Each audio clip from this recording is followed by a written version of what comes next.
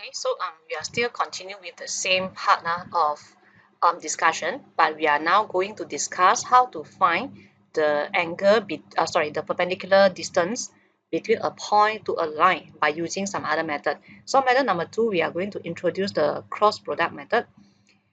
Okay, so generally the steps looks shorter and also the formula looks easier because if you want, you can actually straight away get the answer from this formula. Okay, but of course, you need to know what is A, B, A, C, which is the point A, point B, point C, and so on. All right, so you can straight away apply by memorizing this formula. So this formula will not be provided in the formula booklet. So if you want to apply, you have to memorize it on your own. Okay, and then some people will ask, how can I know that this is the formula? This formula actually represents the shortest distance, okay, among the point between the point and the line. So if purely looking at the formula, generally you can't get the picture, okay, the idea from this formula itself, but it actually go through some process or some steps. All right, so maybe for me, I will try to explain it how to get this formula, okay, from what from all the previous concept that we learned before. Okay, so let's say this is a line. I just redraw again this one. Okay, so I'm having A here, this is B, then this is D, and this is C. Okay, so this is 90 degrees. So again, we want to find out the perpendicular distance from here, from the point C to point D. Okay, so besides, I will name this angle as theta. All right, so I hope that you roughly have the idea now. Okay, so now by looking at this right angle triangle, okay, let's say this is theta. I can write out a formula which is related to the theta and also the cross product. I don't know whether you still remember or not. So what is if I want to use cross product to find out the theta, what is the formula that I can write out? Okay, so generally what you can do here is you can write out a formula like this. These two vector, you assume that you want to find out the angle between the two vectors. So the two vector will be AC and also AD, or maybe AB lah. Right, because you actually don't know the coordinate for D, right? So you can use the vector AB and also AC.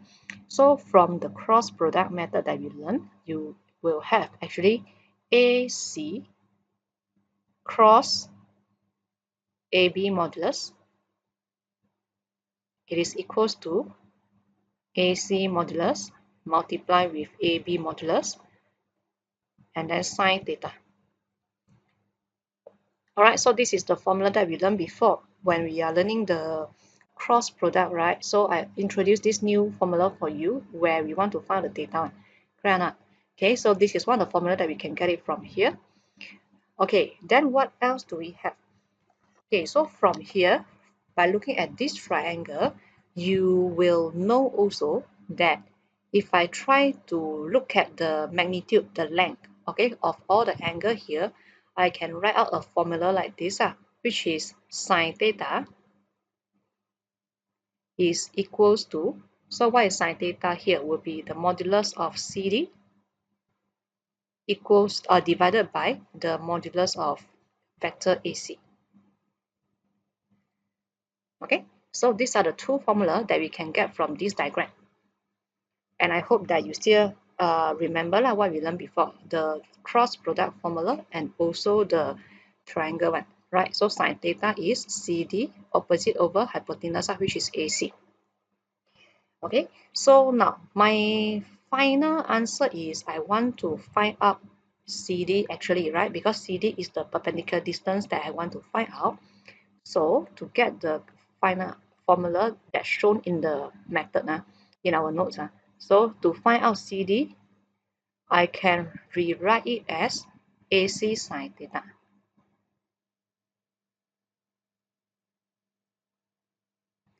Okay, so CD is equals to AC sine theta, and then from here you will realize also AC sine theta can be written as AC cross AB divided by AB. Alright, so this is how we get the formula. Alright, so this formula, we get it from two different formula actually. One is the cross product formula to find out the angle between two vectors. Another one is the triangle, the Pythagoras theorem, sorry, the sine cos from a right angle triangle one, the formula. Alright, so this is how we get the formula actually. So in exam, of course, you don't need to show them how to get it up, but if you feel that you understand better if you try to find out all these things, then you can use this method if you want. I don't know, because some students will tell me that they prefer this method because it's easier. They just need to memorize the formula and then they can get the answer, instead of they need to imagine the previous method with some steps. Alright, so it depends on you. For me, method one to me is still better lah, still easier to understand, instead of I straight away memorize this formula, and some more the formula will not be provided in the formula booklet. Okay, so this is how we get the formula to find out the CD. Alright, so maybe some students, they will tell me, can I just start from these two formula? You try to remember these two formula at the beginning, then you substitute it in to get the answer. Can also, like, up to you. Any way that you like, you can just apply. Alright. Okay, so I will use this method to discuss one example with you. Okay, so we will discuss example 20. Alright, so if you're interested to use this method in example 21, then maybe you need to try it out on your own, because I didn't try it out before, so you can try it on your own to see whether you get the correct answer or not. Right, so I will discuss only one example by using this method with you, which is example 20. Okay, so for example 20, I'm having this, and then this is the vector equation again, and then they want to find the perpendicular distance from P to L.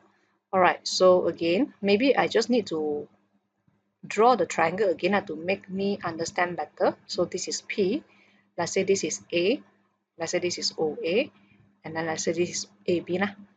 Okay, the direction of the line, I assume that it is AB. Then this is D, okay? This is theta. Okay, so again, very obvious that you want to find out the distance between the length or the magnitude for PD. Okay, so maybe for me, I will try to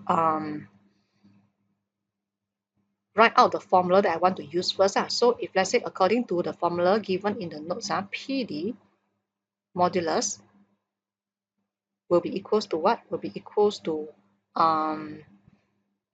AB cross AP divided by AB. So I try to write out the formula correctly first before I apply it. Okay, so I think this is the formula that you want to use. Okay, Alright, so now I need to find out AB first. So AB will be actually the direction of the line. So AB is equals to 213. And then I need to find out AP first. So what is AP? So AP means AO plus OP. Okay, so what is AO plus OP?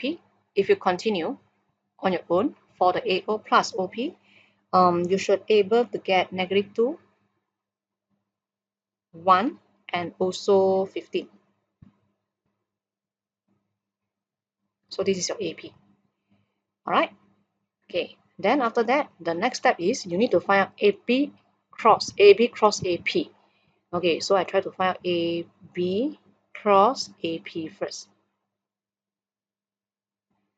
Okay, so I'm having 213 cross -2, 1, and 15. Okay, so you can practice again for your cross product, and eventually you will get the vector 12, -36, and 4 as your cross product answer. Okay, after that, continue further. If you look at the formula again, you need actually the modulus. So AB cross AP modulus, what is it? So it will become square root 12 square plus 36 square plus 4 square. Okay, then you get an answer. So this answer should be square root 1456.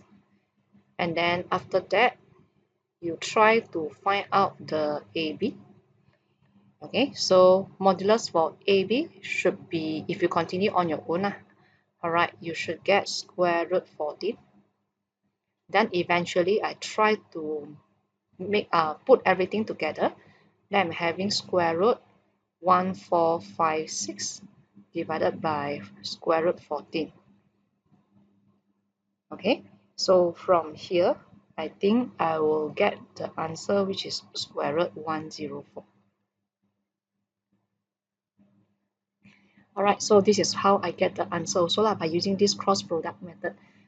Okay, but I don't know how you feel actually, because for me myself, right, when I apply this formula, this method, I realize that I'm like just purely memorize the formula, okay, without really understand what am I doing. So I just refer to the formula, then I apply. So for method number one that I introduced before, at least I know what am I doing there. Okay, so that's the reason why I prefer method number one.